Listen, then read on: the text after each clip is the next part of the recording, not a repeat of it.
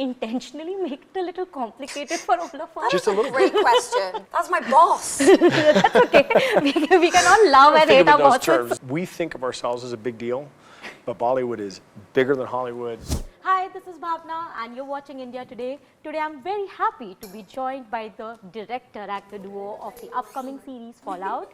Here I am joined by Mr. Nolan and Ella. Firstly, a huge welcome to India Today. How are you? Thank you. Good. Doing great. I understand that this is not your first visit, Jonathan, to India. First visit in 20 years. And then we came and shot The Dark Knight Rises for a couple of days here, but I wasn't able to make it work. So I felt like I was owed a return trip. So I'm very happy to be here. But let's just say this is your first visit. 20 years doesn't count. It doesn't count. There was a pandemic in between. Let's just say That's 40 true. years. That's right? very true. We just reset the clock. Absolutely. So in that sense, how was it so far? How has India treated you? Mumbai especially. How has it been so far? Oh, fantastic. Fantastic. Ella, how about you? It's been amazing.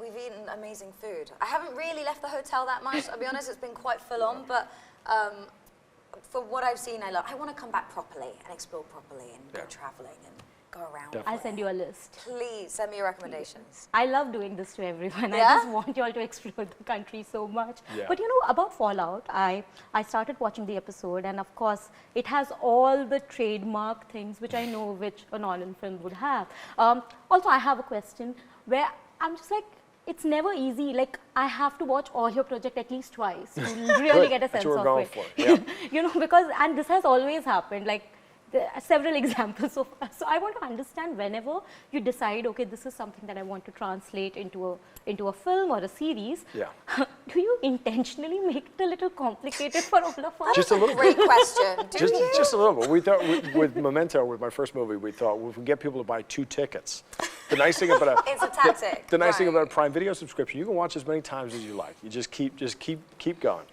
No, we just always thought from the beginning. I always enjoyed complicated, textured, provocative, weird movies, and so we have always hoped to make our projects just a little bit more lean in.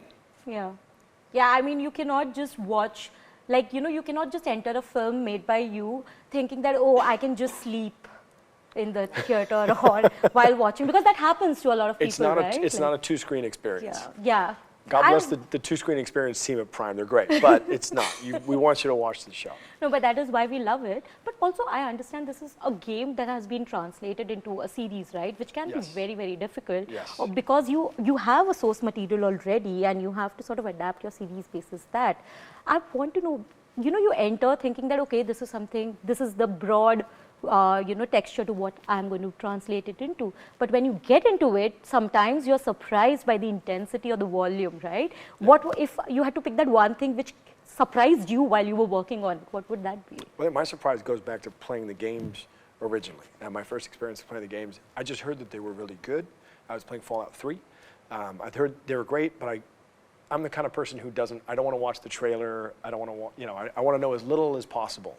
And when I started playing that game, I could not believe all of the different flavors. I think one of the things that I look for as an audience member or as a gamer is surprise. You're looking for something that feels fresh. Yeah. You're looking for something that doesn't quite do the thing that, so often we wind up on our phone or watching something else because there's a familiarity to what we're watching. There is nothing familiar about Fallout for me. There's nothing familiar about the game, and hopefully for the audience, there's very little that feels familiar about the series. Yeah, it gave me a lot of adrenaline rush as well while I'm watching, because I felt like I am in the game and sort of feeling that, right? And that is amazing. Yeah. But to you, because it's very rare to see a female protagonist sort of taking the lead and sort of helming a project like this, because usually games and actors are synonymous, right? Especially on celluloid or in series. So how challenging was it for you? Just the same question, like you enter thinking that, okay, this is something, okay, there must be physical challenges and of course all of that. But when you enter and you suddenly realize, oh my God, this is so much more than what I thought it would be. Yeah, it can definitely be really intimidating coming into doing adaptations, but also something that is so well loved, and there's decades of lore behind it. That would, it's a lot, it's overwhelming.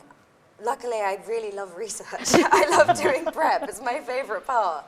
I love when playing a video game is research. I've done a Yeah, couple projects. I know. in How the case of great that. are our It's jobs? pretty great. Like, well, I spend a lot of time watching people play video games on YouTube because I couldn't quite get there myself.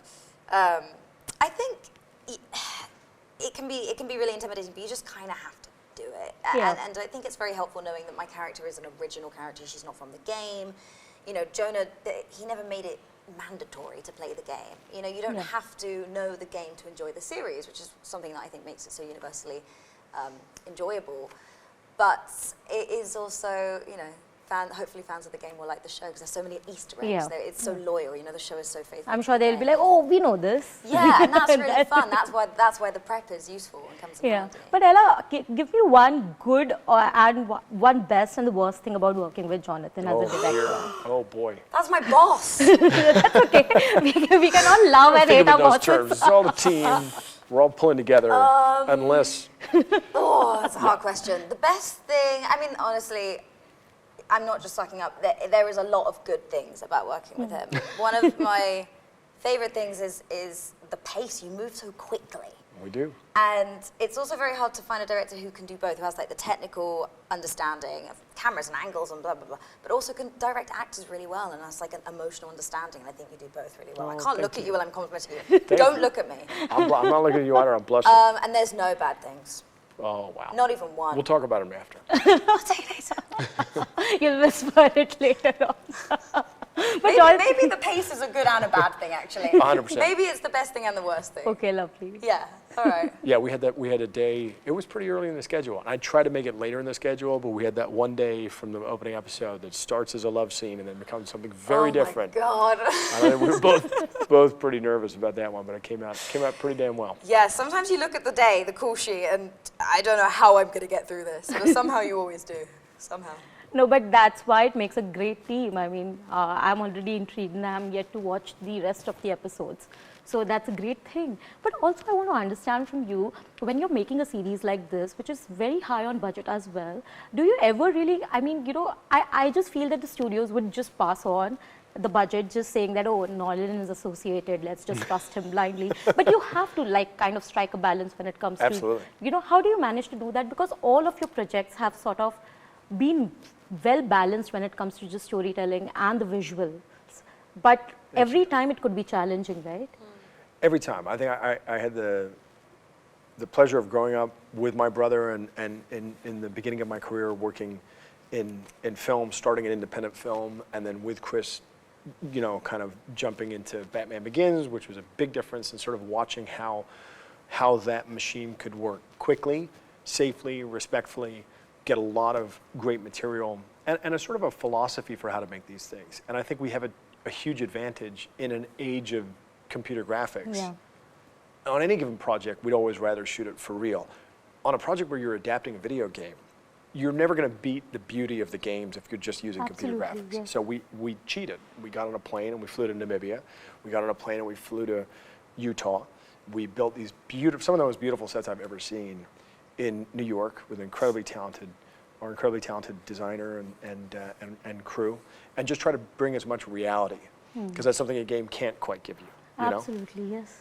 Wow, this is amazing. But also, since you mentioned that a lot of the work that you did initially was in collaboration. I mean, you co-wrote so many of the work when it comes to just Interstellar. I think I've watched it 4 times to just understand it, you know. Because I'm just like, what is this? I need to understand it. It was so great. Did you get there in the end? Did you figure it out? Huh? Can you tell me? Because I'm still, I don't think we have time, a but we little can unsure. discuss it later. But you know, I just want to understand, when you're writing with someone you trust completely, and when you're doing a project like Chris, and when you're doing a project which is completely on your own, what is the difference? Is there do you sometimes still go for advice when it comes to just, if you're stuck on something, do you go to Chris maybe sometimes? Sometimes we still show each other everything that we work on, which is fun. Also collaborate with Lisa, my wife and partner, Athena Wickham, our partner. I'm lucky in that I've, in my career, gotten to work with the coolest, the most talented people, Ella included, you know, these incredible casts, incredible collaborators on Fallout. Geneva and Graham are writers and showrunners who are extraordinary. I have a very, very good luck, and I get to hang out with those people and look smart, because they're smart. That's true. But also lastly, now I want to know if two of the characters, fictional characters from the franchise that you have done, it could be the Dark Knight trilogy or maybe even Fallout for that matter, if two fictional characters were to be combined in a single universe, which would it be and why? That's a Oh, wow. good question. Wow. I'm going to let you handle it. Don't. No, I can't. But those are your words. Okay. Yeah, that's not fair. Oh, Wow. In the same universe, Yeah. I think Heath Ledger's Joker would fit right in Fallout. I think Wow. that, you know, that was one of the few. Sometimes you get an opportunity to work with. I mean, we get to work with so many talented people, and the experience with that character, it was such a frightening character to write for me because of the importance of it to fans, to myself. You know, and I remember calling Chris the day after the first day on set. I couldn't be there for the first couple of days of shooting, and just saying, what's he doing? What does he sound like? You know, it spent so long with the character that understanding how Heath was going to approach it was very exciting. And I think part of the fun for me with Fallout is the project that Fallout is the closest that I've gotten to comedy. You know, it's dark, it's emotional, it's dramatic, but it's also satirical and hopefully very funny, which is how the games are. Yeah. And so I think that tone for me, the closest I'd come to that tone in my career was in writing for the Joker, for the Dark Knight, where you knew that you had to have this kind of gonzo approach, but make it fit within this larger dramatic universe. Wow, lovely. I wasn't expecting that, but now that I think of it, it's amazing. Just the sound of it. Maybe you should do that. Yeah, You never I know. wish. I wish. I think it will be unfair if I don't ask this, that because you're in India and, I mean, is there a director perhaps you want to collaborate with sometime in the near future? It's so exciting for us to be here. We think of ourselves as a big deal, but Bollywood is bigger than Hollywood. I think the way that the films are made here is a little more in keeping with the way that we like to make our films. There's an emphasis on practical beauty, on stunt work. I'm just kind of in awe of the way Bollywood movies are made. So I'm hoping to kind of skip my plane and stick around and see what I can learn. Lovely. I hope you stick around. Thank you so much, and all the very best for Fallout. Thank you. thank you so much.